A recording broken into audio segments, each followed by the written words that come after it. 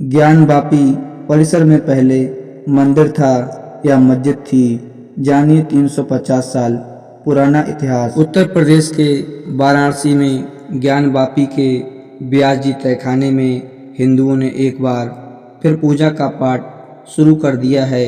यह तहखाना काशी विश्वनाथ मंदिर परिसर के बगल में ही है। वाराणसी कोर्ट ने 31 जनवरी को तहखाने में पूजा करने की अनुमति दे दी है। हिंदू पक्ष का दावा है कि सोमनाथ व्यास का परिवार यहाँ साल 1993 तक पूजा करता रहा।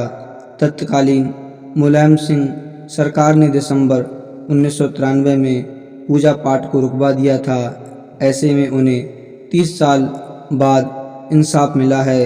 तहखाने में हिंदू धर्म के देवी देवताओं की प्राचीन मूर्तियाँ मौजूद हैं। यहाँ हम आपको हिंदू और मुस्लिम पक्ष के दावों के आधार पर ज्ञानवापी से जुड़े सभी मामलों के बारे में बता रहे हैं। ज्ञानवापी में मंदिर और मस्जिद का क्या विवाद है? क्या 350 साल पुराना इतिहास और क्या है व्यास जी की कहानी? ज्ञानवापी में मंदिर मस्जिद का विवाद और व्यास जी के तहखानों में पूजा का मामला दोनों अलग अलग केस हैं। व्यास जी का तहखाना काशी विश्वनाथ कॉरिडोर के पास ज्ञानवापी मस्जिद के साउथ में स्थित है। बात है साल 1819 की, जब अंग्रेजों का शासन था वाराणसी में। तब हिंदू मुस्लिम के बीच दंगे हो रहे थे। अंग्रेजों ने विवाद को शांत करने के लिए ज्ञानवापी परिसर का ऊपरी हिस्सा मुस्लिम पक्ष को दे दिया और निचले के हिस्से में स्थित तहखाना हिंदुओं को दे दिया। वाराणसी के तत्कालीन मजिस्ट्रेट ने ज्ञानवापी के बगल में व्यास परिवार को तहखाने में पूजा पाठ की जिम्मेदारी सौंप दी, क्योंकि व्यास का परिवार ही साल 1551 से यहाँ पूजा कर रहा था। इसके बाद साल 1993 तक सोमनाथ व्यास का परिवार यहाँ पूजा करता रहा। साल 1992 में अयोध्या में बाबरी मस्जिद विध्वंस के बाद 1993 में यूपी सरकार के आदेश पर प्रशासन ने ज्ञानवापी मस्जिद के चारों ओर लोहे के बैरिकेडिंग से घेराबंदी कर दी। सिर्फ एक मेन गेट से ही मस्जिद के भीतर जाने का रास्ता खुला रखा। इस तरह व्यास जी के तहखाने में जाने की रास्ता बंद हो गई।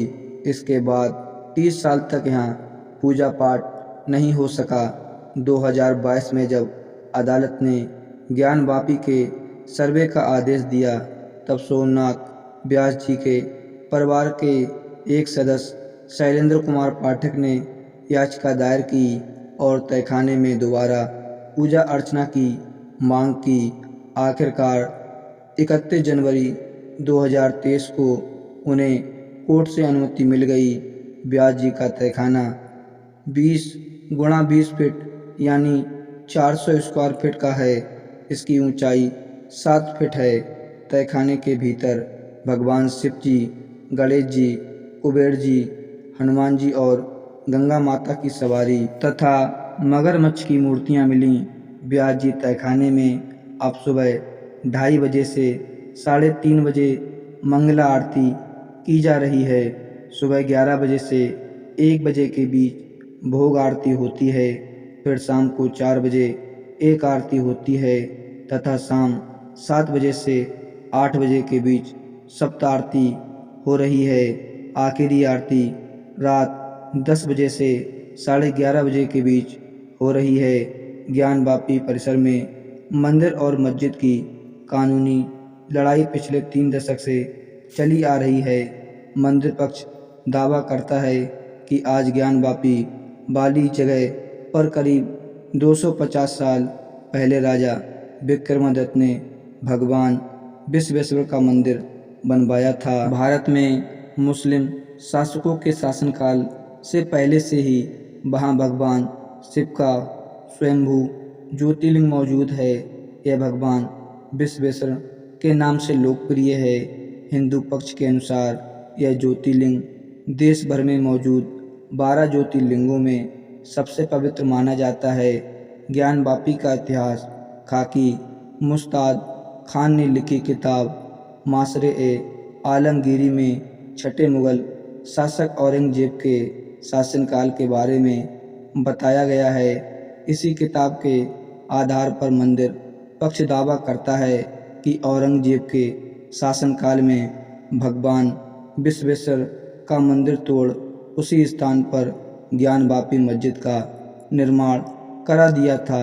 खाकी मुस्ताद खान की किताब में लिखा है कि 18 अप्रैल 1669 को सम्राट औरंगजेब को एक गलत सूचना मिलती है। उनको बताया जाता है कि ठट्टा मुल्तान और बनारस में कुछ ब्राह्मण मुसलमानों को शैतानी इल्म पढ़ाते हैं। इसके बाद औरंगजेब ने ऐसे सभी स्कूलों और मंदिरों को ध्वस्त कर दिए जाने का आदेश दिया। साथ ही औरंगजेब ने मूर्ति पूजा करने पर भी पूरी तरह से प्रतिबंध लगा दिया। औरंगजेब के आदेश पर शाही अधिकारियों ने ज्ञानवापी परिसर में मौजूद आदि विश्वेश्वर मंदिर को भी नष्ट कर दिया। मुस्लिम पक्ष दावा करता है कि साल 1669 में किसी के भी आदेश पर कोई मंदिर नहीं तोड़ा गया था। ज्ञानवापी परिसर में मस्जिद अंजुमन इंतजामिया मस्जिद के कब्जे में ही रही। ज्ञानवापी मस्जिद का प्रबंधन अंजुमन इंतजामिया मस्जिद के अलावा किसी दूसरे व्यक्ति या संस्था के कब्जे में नहीं था। अदालत में मस्जिद पक्ष सवाल करते हुए कहता है कि जिस आधार पर हिंदू पक्ष मंदिर को तोड़े जाने का दावा करता है, क्या वो किताबें भारत सरकार या उत्तर प्रदेश सरकार के राजपत्र हैं? 350 साल पहले किसी ने क्या लिखा, क्यों लिखा, उसके पीछे कई कारण हो सकते हैं, जैसे कि लेखक का झुकाव, हम केवल सरकारी आदि सूचनाओं पर ही भरोसा कर सकते हैं। मस्जिद पक्ष ने कहा कि उनके लिए कट ऑफ डेट 15 अगस्त 1947 है। 300 साल, 700 साल या 1500 साल पुराना इतिहास देखने का कोई मतलब नहीं। मस्जिद पक्ष ने ज्ञानवापी परिसर को अपनी संपत्ति साबित करने के लिए सरकारी रिकॉर्ड्स में मौजूद खसरा खतौनी पेश की। उन नक्शों को ही हम अपने पक्ष में अहम भूमिका सबूत मानते हैं। मस्जिद कमेटी ने अदालत में पेश जवाब में कहा कि प्लॉट नंबर 9130 पर बने ढांचे का नाम आलमगीरी या ज्ञानवापी है। यह ढांचा पिछले 1000 साल से भी ज़्यादा पुराना है और तब यहाँ पर रोज़ाना मुसलमान नमाज अदा कर रहे हैं।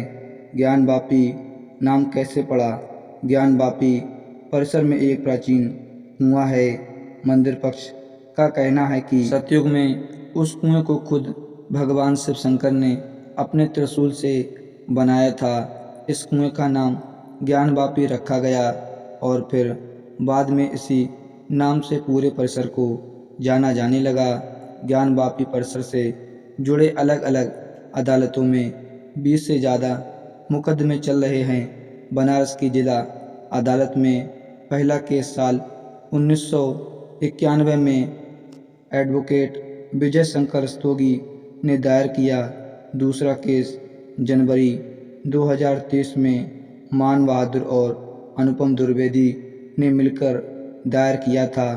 याचिकाकर्ता शंकर रस्तोगी ने इतिहासकारों के लेख, धार्मिक ग्रंथ और नक्शों के आधार पर दावा किया है कि प्लॉट नंबर 9130 की लगभग 1 बीघा, प्लॉट नंबर 9131 की 9 बिस्बा और प्लॉट नंबर 9132 की 6 धुर जमीन पर भगवान आदि विश्वेश्वर का मंदिर है। अपने दावे में उन्होंने स्कंद पुराण, काशी खंड समेत अन्य पुराणों का जिक्र किया है। इसके अलावा बनारस की जिला अदालत ने जिस मामले पर भारतीय पुरातत्व सर्वेक्षण विभाग का सर्वे का आदेश दिया है, वो मुकदमा अगस्त 2021 में 5 हिंदू महिलाओं ने दायर किया था। यह 5 महिलाएं राखी सिंह, लक्ष्मी सिंह, सीता साहू, मंजू व्यास और रेखा पाठक याचिकाकर्ताओं ने ज्ञानवापी परिसर को काशी विश्वनाथ मंदिर का ही हिस्सा बताया है और यहाँ पर मां श्रृंगार गौरी की पूजा करने की इजाज़त मांगी। इसके बाद अदालत ने सर्वे किए जाने का आदेश दिया। ज्ञानवापी परिसर में 14 मई 2022 को सर्वे शुरू हुआ। हिंदू पक्ष ने अदालत में दावा किया कि सर्वे के दौरान 16 मई को मस्जिद में वजू खाने में शिवलिंग पाया गया। इसके बाद वजू खाने का पूरा एरिया सील कर दिया गया। हालांकि मुस्लिम पक्ष ने इसे शिवलिंग नहीं बल्कि एक फुब्बारा बताया। सर्वे किए जाने के खिलाफ मुस्लिम पक्ष सुप्रीम कोर्ट भी गया मगर उसे वहां कोई राहत नहीं मिली। सुप्रीम कोर्ट ने निर्देश किया कि एएसआई ऐसे तरीके से सर्वे करे ताकि कोई टूट फूट ना हो। केंद्र सरकार ने आश्वासन दिया कि बिना खुदाई और बिना तोड़फोड़ के सर्वे किया जाएगा। आखिरकार एएसआई ने 839 पेज की अपनी रिपोर्ट अदालत को सौंप दी। सर्वे में एएसआई ने बहुत बड़ा दावा किया है। उनका दावा है कि ज्ञानवापी परिसर में पहले मंदिर था और मंदिर को तोड़कर मस्जिद का निर्माण किया गया। अपनी रिपोर्ट में एएसआई ने कई सबूत पेश किए हैं। सर्वे के दौरान उन्हें एक पत्थर भी मिला जिस पर मस्जिद का निर्माण का समय 1676 से 1677 के बीच हुआ बताया गया है। इसके अलावा 1792 से 1793 में मस्जिद के आंगन की मरम्मत की बात कही गई। तो दोस्तों, आशा करते हैं कि आपको ज्ञानवापी मस्जिद की यह पूरी कहानी ज़रूर पसंद आई होगी। अगर कहानी पसंद आई हो तो चैनल को सब्सक्राइब कर दें। मिलते हैं एक नई वीडियो में, तब तक के लिए जय हिंद, धन्यवाद।